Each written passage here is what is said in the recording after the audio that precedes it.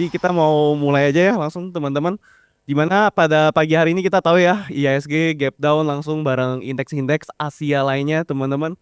Jadi kita itu nggak cuma digebuk dari sisi MACI, Moody's, S&P atau apalagi Fitch Outlook ya jadi negatif di Indonesia. Kita juga digebuk dari sisi geopolitik. Dimana ya perang Iran, Israel, US itu bikin makin memanas. Pertanyaan pertama Fit, apakah lu masih sebullish itu sama IHSG? Apakah teman-teman di sini yang sekarang lagi puasa ya, bakal lanjut puasa lagi buat bulan-bulan ke depannya atau gimana, Fit? Jujur stok Indomie gue udah banyak di rumah. Tapi ya, kalau kita looking at the bigger picture, ya kan. Ini sebenarnya penurunan IHSG ini kan udah 22% cuma dalam kurun waktu 1,5 bulan. Menurut gua sebenarnya rada nggak masuk akal penurunannya. Tapi kenapa ini bisa terjadi? Karena kita digebuk 3 berita buruk secara simultaneously. Jadi dalam satu waktu 3 berita buruk ya kan. Pertama, MSCI overhang belum selesai. Abis MSCI overhang belum selesai, tiba-tiba US Israel sama Iran war mulai escalating. Terus ditambah dengan kita digebuk sama 3 lembaga rating, Moody's, S&P, sama Fitch, nurunin outlook kita dari neutral ke negatif. Ini kan sebenarnya kita tuh nggak ready gitu loh. Apalagi kita lagi enjoy, lagi seru-seru gitu kan bull marketnya. Karena sebelum crash ini kalau kita ngeliat dari peak ke sekarang kan 22%. Cuma dari 2025 ya kalau kita ngeliat bottom ISG itu ada di April 2025. Dari April 2025 sampai kemarin gitu ya. Kalau kita lihat ini kurang lebih sekitar 55% kenaikannya. Jadi penurunan 22% ini terjadi setelah kenaikan 55%. Jadi apakah sekarang marketnya sudah bearish? Menurut gue sebenarnya masih optimis. Jadi masih optimis bahwa 2026 ini mungkin Q2 lah ya. After Q2 onwards marketnya akan rebound. Marketnya akan recover. Dan apakah mungkin hitting high sebelumnya di 9.200? Jawabannya mungkin. Kenapa? Karena penurunan 22% ini terjadi cuma dalam 1,5 bulan. Ya, jadi biasanya semakin cepat sebuah aset itu turun, biasanya reboundnya juga semakin cepat. ICP ya. Iya, karena kalau kita pikir misalkan kayak gini. Ini 2024, ya kan? September sampai April. Berarti kurang lebih berapa tuh? 7 bulan. 7 bulan indeks kita turun kurang lebih 25%. Ya, jadi kalau turunnya structure, naiknya juga cenderungnya lama. Jadi kalau turunnya 7 bulan, naiknya juga lama biasanya. Makanya turun 7 bulan 25%. Terus dari April sampai Januari kurang lebih berapa tuh? 9-10 bulan bull market, ya kan? Nah, tapi kalau kayak sekarang, ini 1,5 bulan turun udah hampir setara sama 7 bulan penurunan di 2024. Ya kan? Pertanyaannya kan kapan indeks kita selesai turun? Ya kan? Betul. Gue juga nggak tahu jawabannya. Tapi kita coba pikir aja gitu. Dari penurunan indeks 22% terjadi dalam 1,5 bulan ini. Terus kalau kita ngelihat strongest support area, ya. Contoh hari ini rebound di 70 sampai 7230-nya. Which is ini adalah the first demand area, ya kan? Berarti di sini udah terconfirm. Ini cukup kuat. Kalau misalkan ininya jebol, ya mungkin the next-nya itu 7040 yang akan dites. Nah, what we are looking at right now adalah sebenarnya nunggu di area sini ngebikin base dulu. Jadi ngebikin sideways base. Dan kita harus nunggu ada di eskalasi. Pertama yang harus kita lihat adalah kan udah pasti MSCI decision kan. Apakah mereka akan turunin kita ke frontier atau tidak. Cuma secara logika kayaknya sih nggak mungkin turunin kita ke frontier. Kenapa? Karena itu harga diri bangsa kita sih. Jadi kalau misalkan kita beneran turun, mungkin Pak Prabowo itu satu-satunya presiden yang pernah di downgrade gitu ya sama indeks asing. Jadi itu harga diri bangsa kita terluka. So I think government kita akan ngelakuin apapun untuk kita nggak di downgrade gitu. Jadi masalah pertama itu sebenarnya less likely. Jadi itu sebenarnya nggak harus dikhawatirkan. Yang kedua adalah US Iran ini kan masih escalating terus, masih ada masalah baru terus. Dan itu it shows dari kenaikan oil price yang sangat signifikan. Mungkin dalam 2 minggu terakhir, jangan 2 minggu terakhir deh. Kalau misalnya teman-teman beli oil kemarin, itu naiknya udah kayak kalian hold Ethereum dalam 5 tahun ya. Jadi kalau kalian buy and hold Ethereum dalam 5 tahun itu udah sama kayak kenaikan oil kemarin doang kayak gitu. Jadi udah rada gak masuk akal juga. Kira dari $60, seingat gue kayak sebulan lalu gue trade oil itu kayak masih $60 per barel. Sekarang udah kayak $120 tadi, ya mungkin sekarang $104. Dan ketika oil itu naik, jadi orang tuh kayak oh yaudah cuma oil naik, emang apa hubungannya? Tapi oil itu adalah very important part daripada perhitungan inflation. Karena ketika oilnya naik, semua part dalam hidup kita tuh terpengaruh. Ya, cabai yang kita makan itu emang diantaranya pakai apa? Pakai burung nggak gitu kan? Diantar pakai truk. Truk butuh isi bensin. Kita mau travel ya, tiket pesawat kalian mau ke Eropa mungkin 2-3 bulan lagi akan lebih mahal. Jadi mending beli tiketnya sekarang gitu. Karena ketika oil price-nya naik, bahan bakar juga naik kayak gitu. Jadi oil price ini akan affecting inflation. Ketika inflation naik, central banks jadi nggak bisa potong suku bunga. Karena kalau inflation lagi naik, central banks paksain suku bunga, malah bisa inflation bisa meledak, ya bisa terjadi hyperinflation. Nah, kalau kita lihat sebenarnya kenapa kenapa US sama Iran ini war, I think ada hubungannya sama Trump ini pengen ngasih pelajaran sih, ngasih pelajaran dan pengen maksa orang-orang ini untuk tetap temenan sama Amerika. Karena dengan penyerangan Iran ini, Selat Hormuz kan harus ditutup, which is 20% dari global oil supply itu harus melewati Selat Hormuz. Dan siapa yang paling dirugikan, siapa yang paling diuntungkan dari perang ini? Yang paling dirugikan sebenarnya kan China. Karena 60% dari pemakaian minyak China itu diambil dari Timur Tengah. Nah, ketika China ini kekurangan energi, ya itu kan Amerika suka tuh, ya kan? Setiap China sial, Amerika suka. Tapi sebenarnya the most important partnya adalah negara-negara jadi nggak bisa ambil minyak dari Timur Tengah. Jadi kan mereka harus cari alternatif, which is mereka bisa ambil either dari Rusia atau mungkin ambil dari Amerika. Jadi I think dia pengen maksa negara-negara untuk make a deal, ambil minyaknya sekarang dari Amerika. Which is mereka udah sukses. Sekarang Indonesia baru-baru ini udah make deals kan, bahwa kita sekarang ambil minyak juga dari Amerika kayak gitu. Nah, tapi satu hal yang nggak boleh kita lupain adalah background sebenarnya. Trump itu backgroundnya bukan tentara. Jadi apakah perangnya akan panjang? I don't think so sebenarnya. Karena kalau Trump itu backgroundnya sebagai pebisnis, dia akan melihat perang itu sebagai bisnis, bukan sebagai penyerangan kayak gitu. Jadi yang kan dia hitung sebenarnya adalah financial aspect daripada perang tersebut.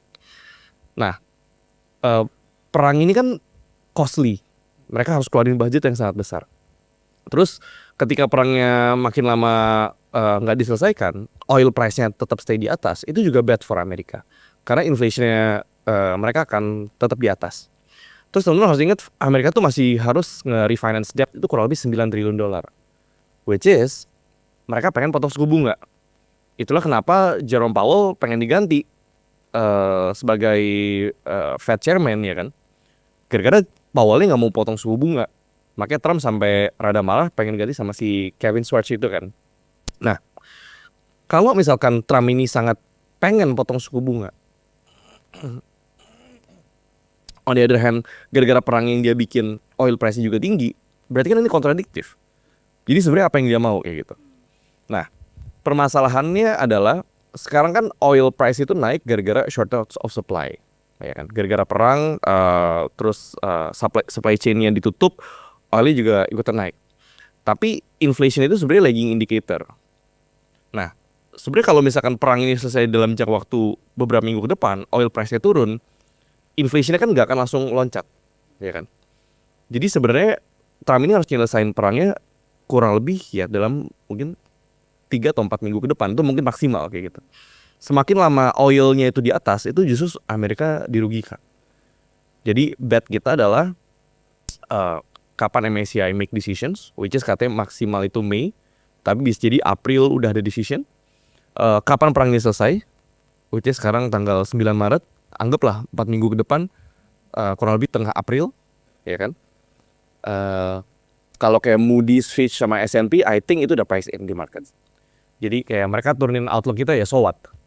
Kita mau ngemis-ngemis gitu, minta naikin nggak juga gitu kan. Jadi udah there's nothing we can do. Jadi sebenarnya overhangnya nih lagi cuma ada di dua, di MSCI sama di perang. Nah, pertanyaan adalah apakah market overreacting? I think so. I think the market is overreacting. Kenapa? Karena nggak ada outflow yang berarti sebenarnya. Contohnya hari ini, indeks itu turun 3,3%. Tadi sempat turun 5%-an. Kalau kita ngelihat sesi 1, foreign buy sama foreign net sell-nya.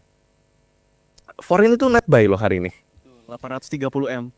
Sesi 1. Betul. Sesi 2 nggak tahu, mungkin bisa lebih, mungkin bisa 1 T lebih.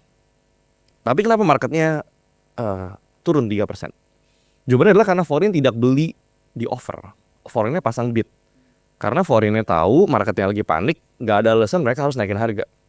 Jangan lawan arus, ya kan. On the other hand, banyak emiten-emiten lagi ngelakuin buyback. Tapi buyback itu buat teman-teman tahu, di posisi emiten tuh nggak boleh buyback lebih daripada harga penutupan hari kemarin.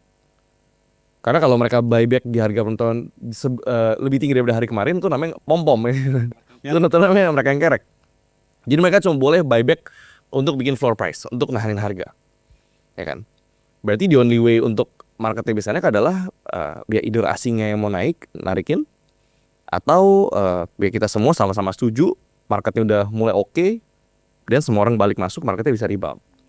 Jadi sebenarnya penurunan sekarang kalau kita ngelihat 1,5 bulan 22%. What's the downside yang harus dipikirin, ya kan? Kalau kita view-nya sebenarnya, I think bottom itu udah nggak jauh dari harga sekarang. Mungkin 7.040 tuh maksimal, tapi I don't think tuh bakal di bawah 7.000. Jadi sebenarnya area-area sini adalah area-area yang menarik untuk kita lihat karena banyak emiten juga udah ada di support kuatnya. Kayak gitu. Oke. Tadi berarti lu bilang potensi reversal dari market itu bisa jadi baru mulai rally-nya itu di end of Q2, Fit. Cuma kan sekarang kita lagi mau masuk pre-lebaran, Fit. Iya. Kayak tadi IHSG itu naik dalam 7 bulan itu ibaratnya orang naik gedung langsung loncat itu 1,5 bulan langsung minus 22%. Gimana strategi pre-lebaran ini? Soalnya tahun lalu, Fit, trading hal itu terjadi setelah lebaran karena reciprocal tarif Trump ya, mungkin teman-teman di sini tahu. Kali ini kita trading halt sebelum lebaran. Iya. Kayak strategi short termnya gimana buat para traders? Iya, for traders sebenarnya lebaran itu kan kurang lebih cuma tinggal 1 mingguan lagi ya. 1,5 minggu lagi mungkin. Memang biasanya secara pattern menjelang libur panjang itu marketnya sepi. Kenapa? Mostly orang tuh wait and see. Karena kalau libur panjang orang-orang yang pakai margin pun harus bayar margin mereka. Makanya sebenarnya sebelum libur panjang tuh orang akan clear out margin mereka. Terus mostly people juga akan wait and see. Kenapa? Karena libur panjang tiba-tiba ada, apalagi geopolitik lagi kayak gini ya. Tiba-tiba Trump bikin drama lagi, siapa lagi diserang, marketnya bisa trading halt lagi gitu. I don't think orang akan ambil risk di situ. Ya, jadi mungkin dalam beberapa minggu ke depan marketnya akan sideways, nggak akan terlalu rame. Mungkin kalau untuk swing juga, I don't think marketnya bisa tiba-tiba secara miracle rebound langsung naik berapa nih misalkan 73 rebound sampai 8.400 naik 50% juga kayak enggak. I think the market bakal sideways di 7.500 sampai 7.200. I think 72 sampai 75 itu market akan sideways dalam ya mungkin 1 bulan ke depan ya. Ya, jadi mungkin di level sekarang nggak harus langsung agresif karena secara market structure juga kalau kita ngelihat memang overall masih bullish, tapi secara short term market view ini masih sangat bearish, ya kan? Kecuali IHSG itu bisa rebound dan dia closing di atas 7480 sampai 7500. Ini downtrendnya dipatahkan dan market ada potential reversal. Jadi untuk IHSG pivotal point-nya itu kurang lebih 7480 sampai 7500. Kayak gitu. Mungkin kalau misalkan dia udah bisa bermain di area situ, baru kita bisa swingin. Ya mungkin kita bisa swingin di upside kurang lebih sampai 8.400, which is 13% upside. Karena kalau kita swingnya sekarang ke nearest upside itu cuma 2%, ya kan. Sedangkan untuk kita balik ke supportnya tadi itu juga 2,5%. Jadi risk and rewardnya justru negatif. Kayak gini nggak disarankan untuk kita swing. Kayak gitu. Oke, pertanyaan $1 juta Fit. Ya. Menurut lu saham atau sektor apa yang menarik buat dipantau? Oke, kita coba bahas dari yang tadi topiknya ajaib researcher ya. Misalkan apa? BRMS kayak gitu. Oke, kita coba cek BRMS. Ya. BRMS sendiri sudah turun ya dari peak 1350 ke tadi pagi sempat drop 50%. Per detik ini dia udah drop 45% ya dari before MSCI crash. Jadi kurang lebih dua ya 1,5 bulan lah ya, 1,5 bulan dropnya 45%. Kalau kita ngelihat secara technical sama flow-nya gitu ya, BRMS ini officially patah uptrendnya actually. Jadi secara market structure BRMS ini jujur udah kurang menarik. Karena 850 sebagai strongest supportnya udah di break ya. Jadi yang tadinya nih fase sideways sekarang dia mulai masuk ke fase downtrend actually. Apa bull case daripada BRMS? Dan kalau kita ngeliat money flow-nya apakah ini positif atau enggak ya. Kalau kita ngeliat dari let's say 4 Maret ya, seminggu terakhir. Ya ini kan asingnya nggak jual ya, ini mostly domestik yang breakdown harganya. Dan kalau kita ngeliat dari hari ini, well actually retail yang buang ya, mostly asingnya malah beli ya. Kayak kalau ngeliat daripada Broxton BRMS, I think most emiten ini Broxton bakal kayak gini George. Karena kalau kita ngeliat foreign investor 1T, siapa lagi yang bakal jual juga pasti mostly lokal gitu kan. Tapi BRMS ini sendiri kalau kita ngelihat dari perspektif chartnya ya, kita sih akan nunggu dia di atas 845 sampai 850. Karena kalau chartnya kayak gini ya mungkin kalau kita mau trading dari rebound 850 juga kita buang. Karena kalau kita sebagai swing kita harus pikirnya market structure.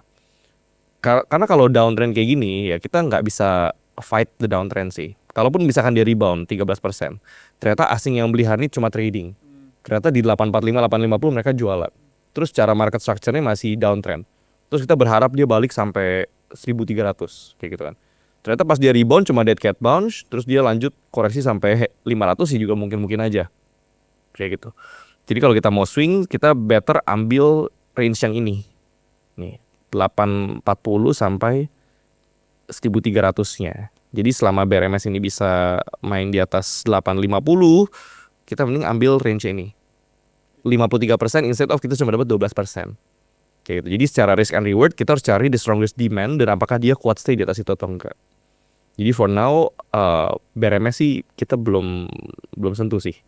Ya mungkin kalau besok rebound ya mungkin kita bisa tradingin dikit sampai 850. Cuma kalau kita memang pengen buy and long term hold, kita harus lihat 850 ini kuat atau enggak. Terus tadi ada yang menarik NCKL ya. NCKL menurut ajaib tim oke ya, solid ya. NCKL mostly nickel ya, dan salah satu yang paling profitable, salah satu yang paling gede di Indonesia. Kalau kita ngelihat fundamentalnya dan kita ngelihat bukunya memang luar biasa sih jujur secara angkanya gitu. Nah kalau kita ngelihat secara structure ya memang NCKL ini kan masih uptrend, masih uptrend, tapi di mid trendnya ini masih sideways. Sebenarnya sideways di fase uptrend ini cukup menarik. Kenapa? Karena kalau kita hitung ya, hari ini dia rebound daripada strongest support di 1220, which is 1270 sampai 1220 kurang lebih 4% risknya. Kalau misalkan NCKL ini closing di bawah 1220, dia keluar dari sideways, dia balik ke bearish trend. Which is kalau dia jebol 1220-nya, ya mungkin dia bisa balik ke 1050, 14% downside. Dengan 4% risk berarti kita harus menghitung bahwa apakah dia kuat nggak di area sini. dengan target upside di area 1560 23%. Kita expect dia akan tetap bikin sideways di area situ. Sebenarnya ini mirip sama Pegas ketika Pegas juga di area sini zaman dulu. Iya kan? Pegas kan sempat 1480 sampai 1620-nya tuh sideways cukup panjang sebelum dia rally ke 2000-an ya kan. Nah, kalau kita ngelihat dari fase uptrend ya, dari fase fase sideways-nya yang terbentuk. Ya ini mostly ZP-nya buang terus ya. 533 miliar, AZBB, BK, RXDX. Ya, foreign-nya juga mostly masih jualan. Cuma kalau kita ngelihat let's say hari ini ya. KI, CC, LG, BB, DX, AZ, OD, AKZP. Oke, foreign-nya so-so, domestiknya juga so-so. KI-nya tapi beli lumayan banyak. Ini KI ini sebenarnya nggak pernah muncul di NCKL. Tiba-tiba muncul hari ini, I don't know ya.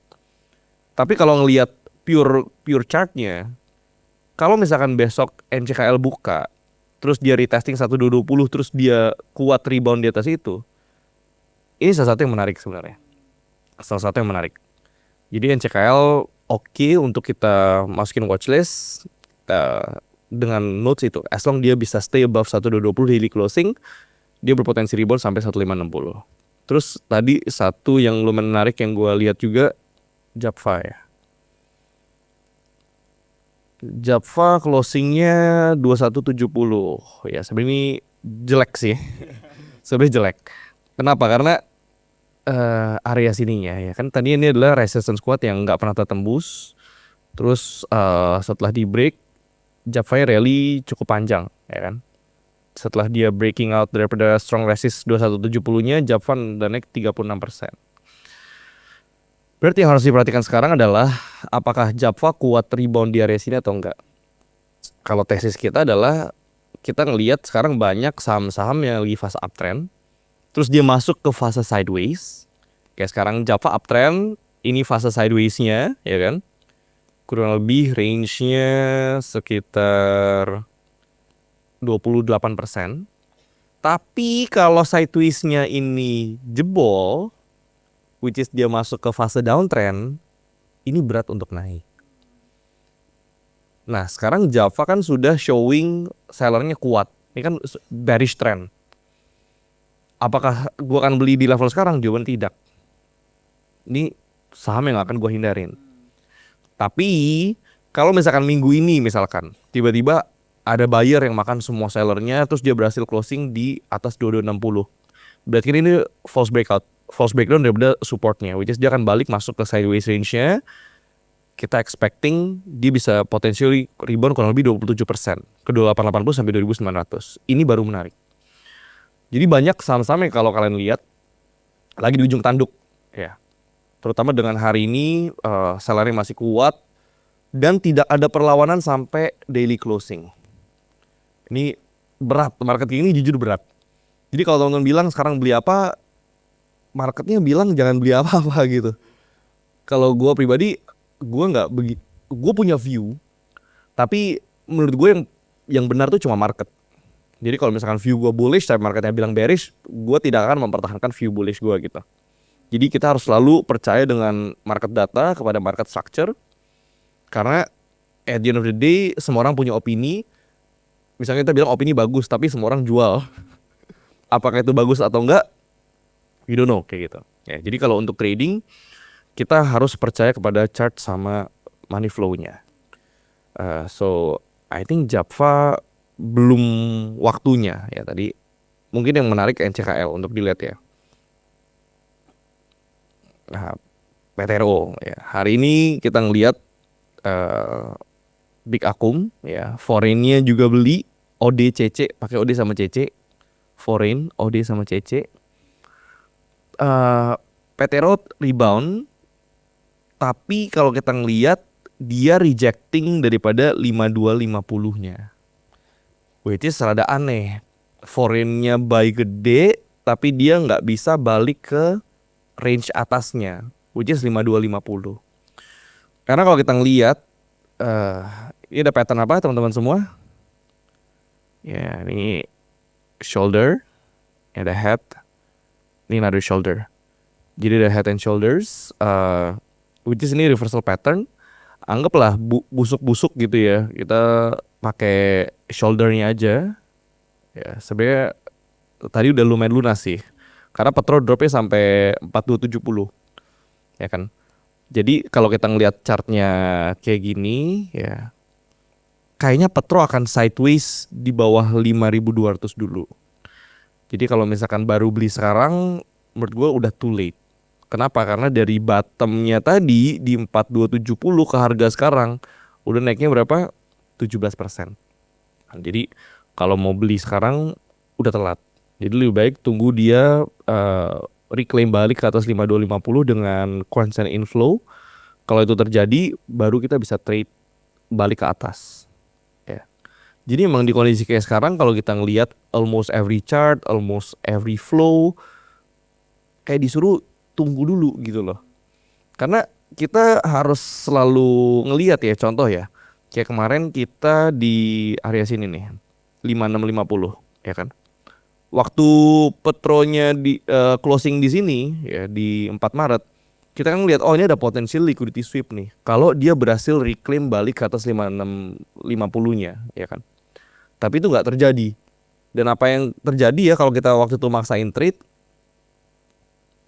ini dia udah drop bahkan sampai tadi pagi itu 25%. Jadi kita kena another drawdown 25%. Tapi dengan kita sabar, kita nunggu, kita jadi nggak kehilangan uang 25%. Jadi menunggu itu juga salah satu dari strategi. Waiting juga salah satu skill kayak gitu. Kesabaran tuh skill. Nah untuk sekarang PTRO juga menurut gue masih waktunya wait and see. Kalau kita ngelihat juga mostly apa lagi yang kira-kira menarik? Dewa, Bumi dan lain sebagainya. Nah, Bumi ini actually salah satu yang solid. Kenapa? CCAK, SSBK, ZP. Terus dia berhasil bertahan di atas 202.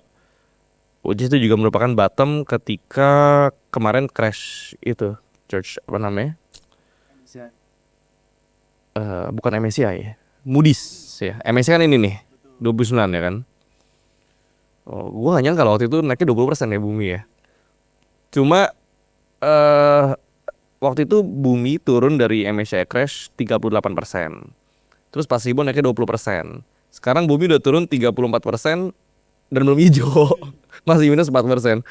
Artinya apa? Ya mungkin ini pemain-pemain gede institusionalnya lagi mau coba ngabisin barang di sini. Jadi mereka nggak buru-buru untuk push harganya naik. Nah, kalau kita ngomongin downside-nya ya kan. Bumi itu kan tadi rebound. Sebenarnya Bumi ini akan jelek kalau dia daily closing di bawah 212. Karena semenjak first rally-nya di November sampai hari ini, Bumi itu nggak pernah closing daily di bawah 212. Jadi kalau 210, 212-nya itu closing below, itu I think 200-nya nggak lama pasti kejebol. Dan kalau itu terjadi, ya patternnya juga sama ya. Ini pattern reversal, bullish-nya patah, balik arah ke bearish. Well, I think Bumi bisa balik 160-an. Jadi lumayan dalam nih kalau ini terjadi. Ya. Jadi our best bet adalah dengan expecting bahwa Bumi ini harus closing above 210 di daily close. Yang lumayan menarik apa? Yang lumayan menarik adalah dropnya ya.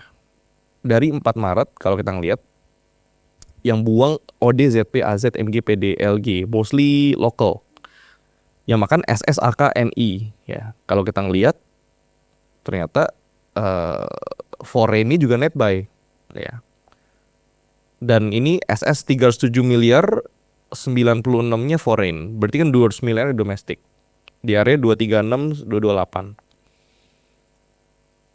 I think Bumi salah satu yang ada potensi sih. Oh iya. Tapi yang gua nggak suka apa? Ini sama sejuta umat ya. Jadi floatnya udah berantakan. Kayaknya hampir semua orang di tempat ini udah pernah beli Bumi, bener ya? Atau mungkin sekarang lagi pegang Bumi ya. Kalau pegangnya di 400 pasti sedih sih datang sini. Tapi kalau kita ngelihat logikanya ya, ini dari 480 ke harga sekarang udah turunnya 58%. which is yang pegang Bumi kan juga bukan orang-orang, ya bukan orang-orang bodoh kayak gitu kan, yang pegang institusional yang memang funds mereka triliunan. Dan Bumi juga bukan perusahaan yang gak ada isinya ya kan. Bumi co-producer terbesar, walaupun memang banyak dramanya karena kan mereka sempat di sanctions gara-gara nggak memenuhi demo, terus mereka nggak boleh ekspor, makanya ASP mereka jelek kan. Tapi dengan ya yang punya Anthony Salim, terus mereka punya 80 juta ton di KPJ sama Arutmin, terus RKAB mereka juga nggak dipotong, terus core price-nya juga rebound. I think secara industri itu masih oke. Karena gue inget banget di 2022 sebelum Bumi itu reversal di harga 60 perak. Waktu itu semua perusahaan batu bara juga udah rally gila-gilaan. Adaro udah rally, TMG udah rally, semua udah rally.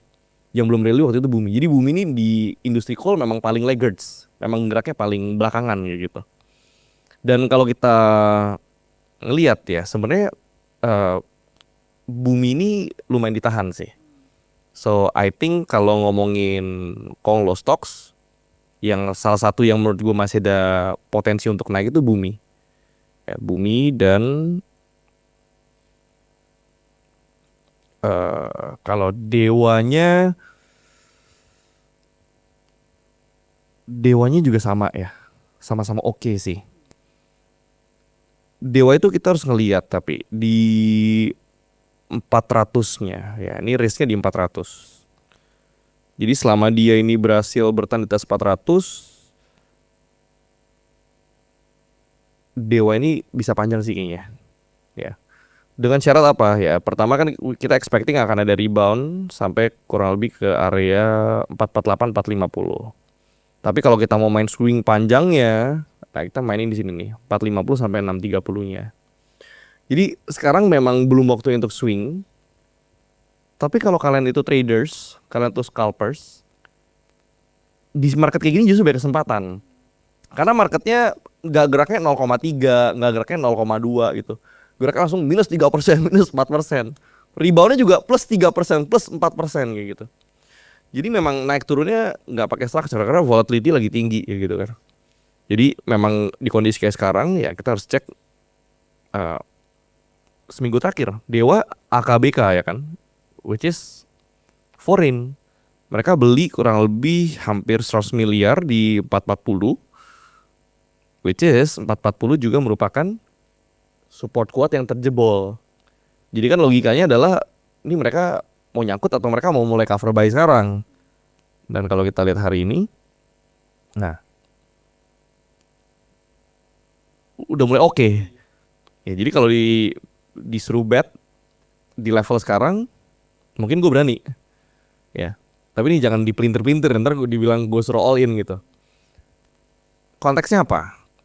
Konteksnya adalah karena gini, kita nggak pernah tahu kedalaman air seberapa dalam sampai kita mencoba, ya kan? We can talk apapun yang kita mau, tapi sampai kita taruh duit kita sendiri, kita nggak akan pernah tahu bottomnya di mana, ya kan? Karena masalah gini, kita coba predicting the bottom. Sekarang bottom nggak? Mungkin orang ngomongnya mungkin 300 bottomnya. Pas sampai 300 berani beli nggak kalian?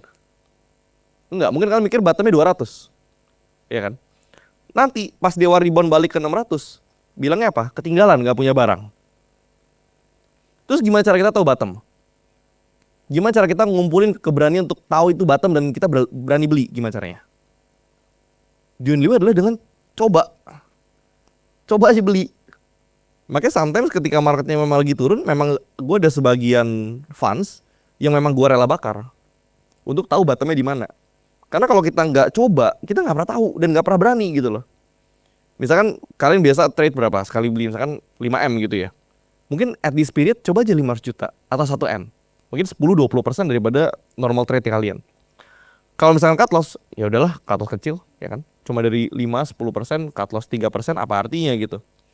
Tapi kalau berhasil rebound, kalian jadi bisa rebuild position kalian. Which is yang tadi baru masuk misalkan 10% daripada trade biasa gitu atau 20%, bisa dinaikin ke 40, bisa dinaikin ke 50%. Tapi at least teman-teman udah coba dan udah punya harga bawah dulu nih. Jadi di market kayak sekarang kalau nggak pernah coba nggak mungkin berani, karena pasti mikirnya oh nih bakal jebol ke bawah lagi kayak gitu.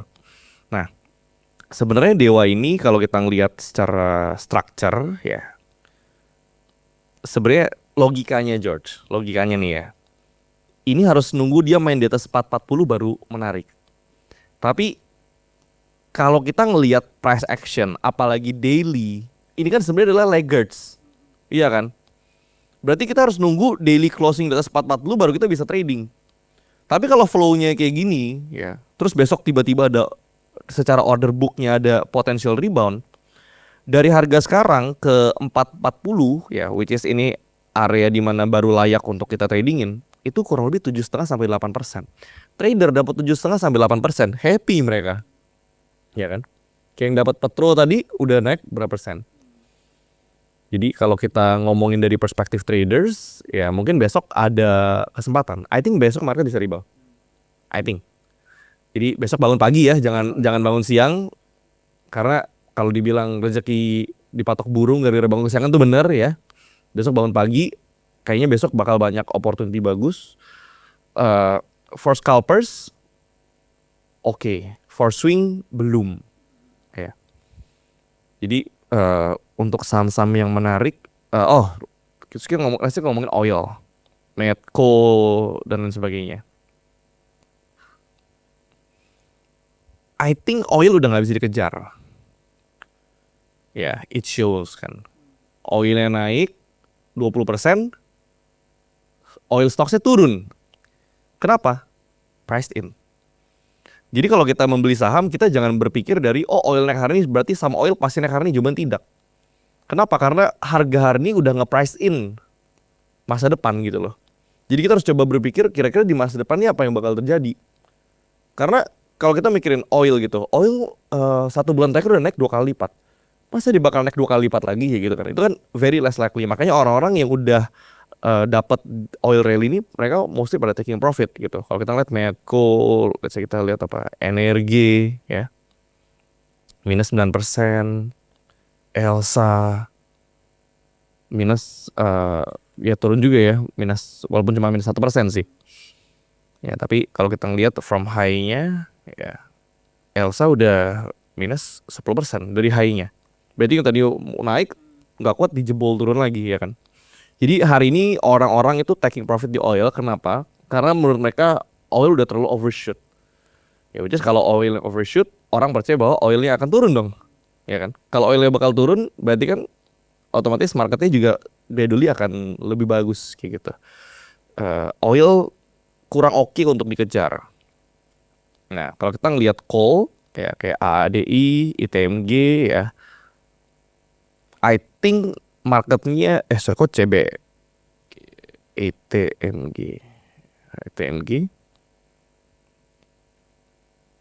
Loh, ini anomali nih. Ini gue ngeliatin dari 3 Maret kok naik nggak turun-turun ya. Tapi kalau kita mau kejar sekarang ya, ini memang volume sih anomali. Udah naik 20%. Walaupun kalau kita ngelihat secara flow, ini foreign-nya benar-benar favors ITMG banget. Kenapa? Karena sejujurnya dia laggard sih dibanding ADI. ITMG ini baru naik di 2 Maret, ya kan? Sebelum itu dia sideways-nya cukup panjang. Tapi kalau kita ngeliat ADI, dia udah naik dari 6 Januari. Jadi ITMG udah telat 2 bulan. Nah, kenaikannya ADI dari 2 Januari sampai hari ini 51%. Sedangkan ITMG kalau kita lihat ya, sinyalnya kurang bagus ya. Iya.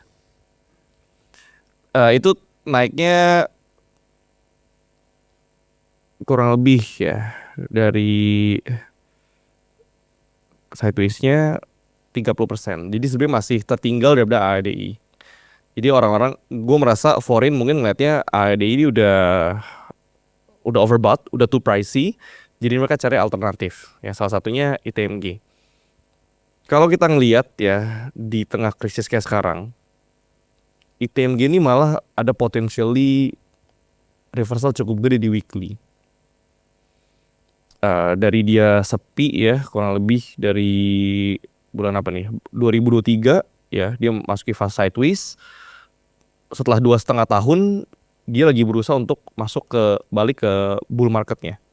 Ya, kalau kita ngelihat secara structure, eh, kalau misalkan ITMG ini berhasil closing weekly di atas berapa? 28.000 ya, which is weekly range-nya itu kurang lebih sekitar 20%.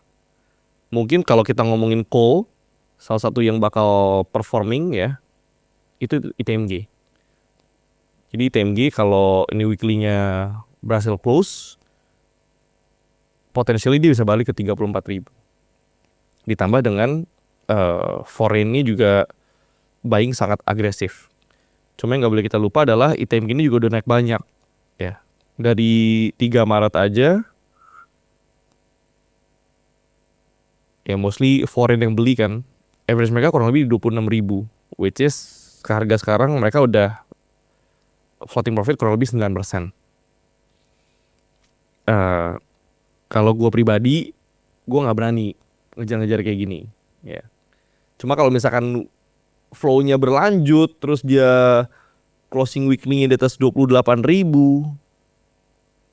bisa jadi ITMG ini dark horse. Bisa jadi salah satu yang bakal kita lihat sih. Karena gue pegang AADI, gue merasa nggak ada gunanya pegang another call. Jadi kalau gue sukanya satu sektor, satu saham. Jadi pilih yang terbaik di sektor tersebut. Cuma kalau kita pikir ADI-nya udah naik 50%, ITMG baru naik 30%, terus udah potential under 20% upside buat ngejar kenaikan ADI,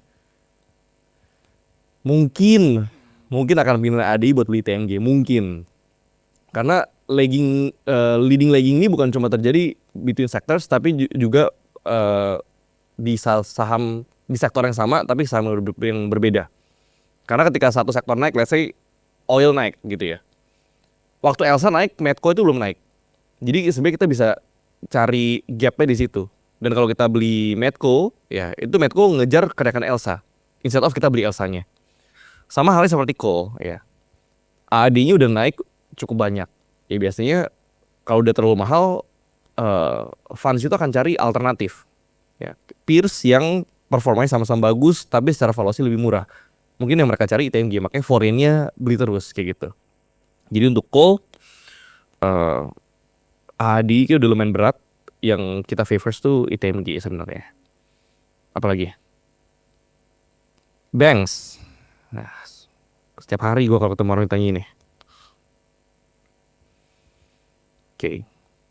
Kalau kita ngeliat, ya sebenarnya volume buangannya nggak begitu besar sih. Karena kalau kita ngelihat daripada sideways-nya, let's say dari 17 November ya. Ini kan BMRI cukup kuat. Dia jebol tuh cuma sekali pas MSCI crash ya kan. Tapi dari selain MSCI crash, 47 sampai 48 ini area yang paling kuat. Kita expectnya ada sideways range di sini. Kurang lebih 13% range. Dimana kalau kita cek let's say 3 bulan terakhir ya, sih di awal tahun, 9 Desember ya,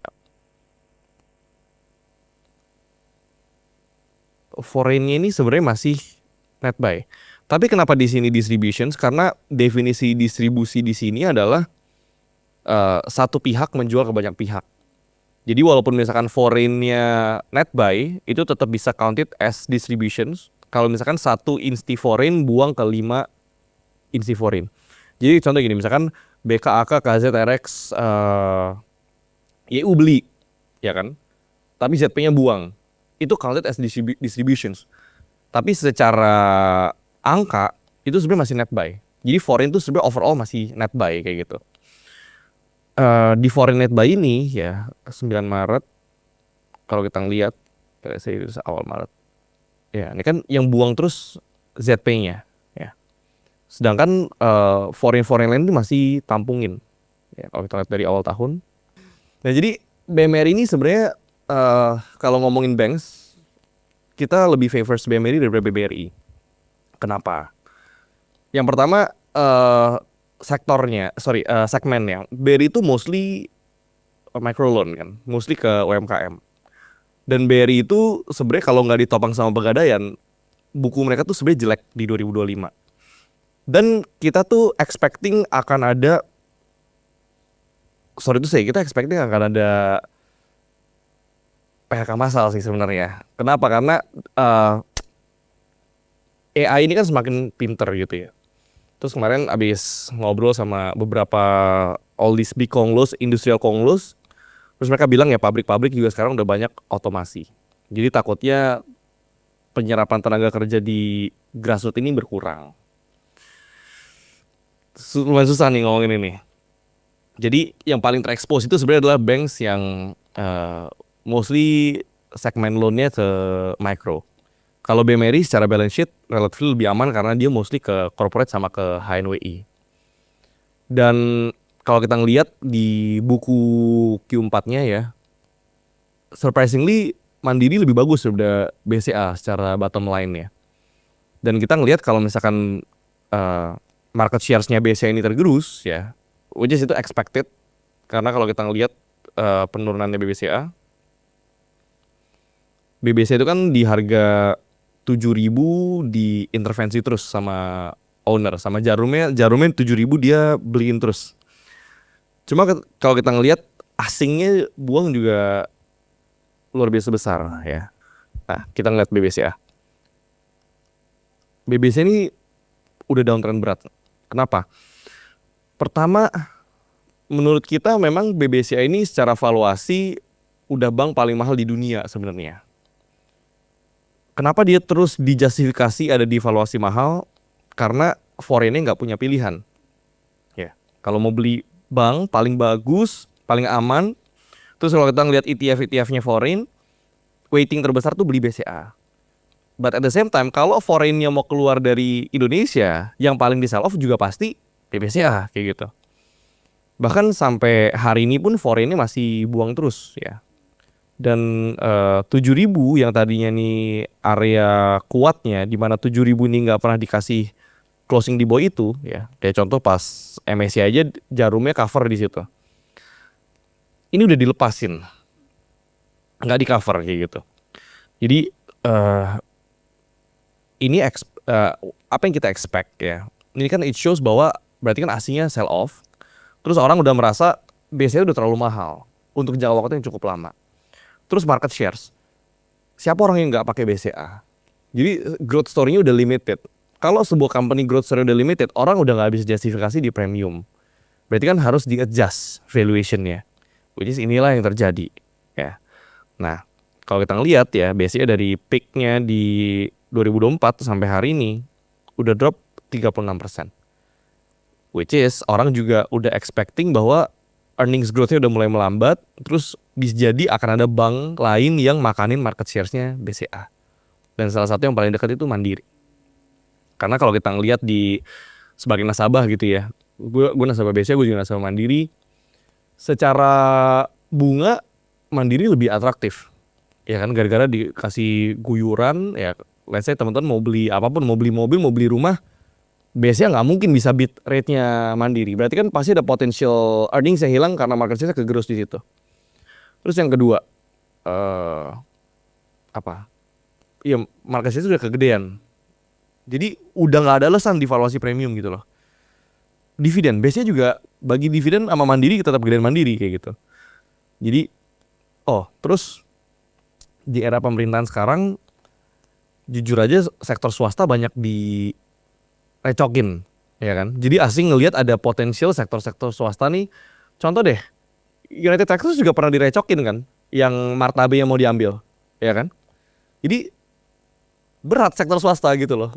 Asingnya jadi bukan ngeliat fundamental risk doang, mulai ngeliatnya governance risk, mulai ngeliatnya currency risk, governance termasuk government risk kayak gitu kan. Jadi udah terlalu banyak yang di counted as risk. Inilah yang ngebuat harganya turun terus kayak gitu. Contohnya apa? Year to date. Biasanya tuh year to date udah turun berapa? 16-17%. Minimal Mandiri paling year to date cuma turun 2-3%. BRI juga mungkin cuma turun 2-3%. Biasanya paling dipunish karena secara valuasi memang paling mahal.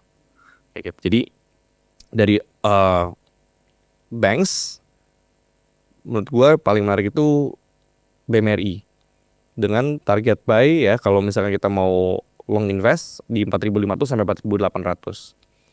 Kenapa? Karena ada good news dari RUPS-nya BNI.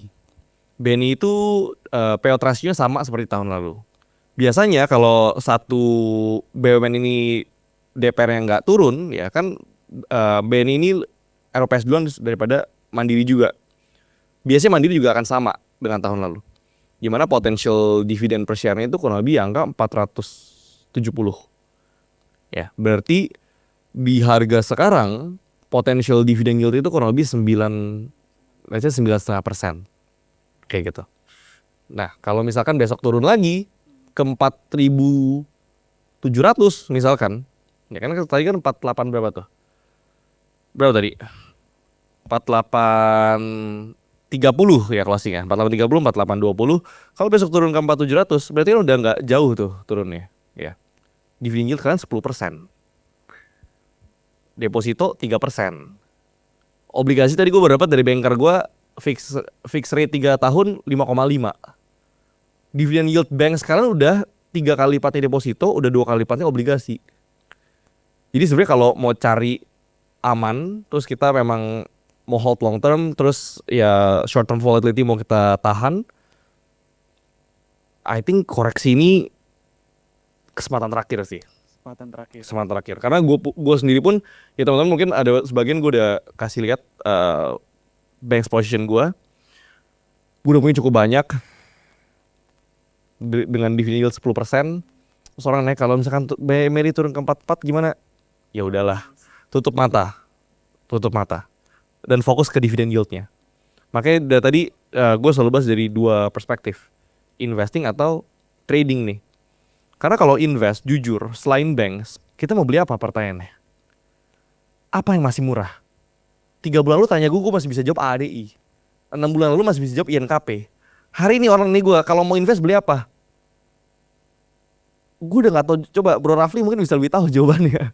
Bingung gitu loh. Valuation wise semua udah pada rebound, ya kan? Komoditas yang apa? Udah pada turun, yang tadinya valuationnya sangat murah, sekarang udah pada rebound. Jadi udah makin terbatas optionnya kayak gitu. Cuma kalau misalkan trading ya balik lagi harus nunggu structure-nya. Kurang lebih gitu sih George. Oke, teman-teman kita udah belajar banyak ya. Ada beberapa saham kayak yang tadi Jepa, BRMS gitu-gitu kita masih harus wait and see, nunggu konfirmasi, reclaim balik support areanya. Gue juga setuju tapi tadi kita kalau misalnya mau test bottom, kita analisa sama beneran actually doing buat beli itu dua hal yang sangat berbeda. Makanya kalau misalnya kita analisa ya gampang, kalau misalnya mau beli juga susah, makanya mendingan tes dikit pakai porsi yang sangat kecil. Jadi overall teman-teman sampai sini aja ya talk show pada hari ini, kita bisa lempar sesinya ke MC ya.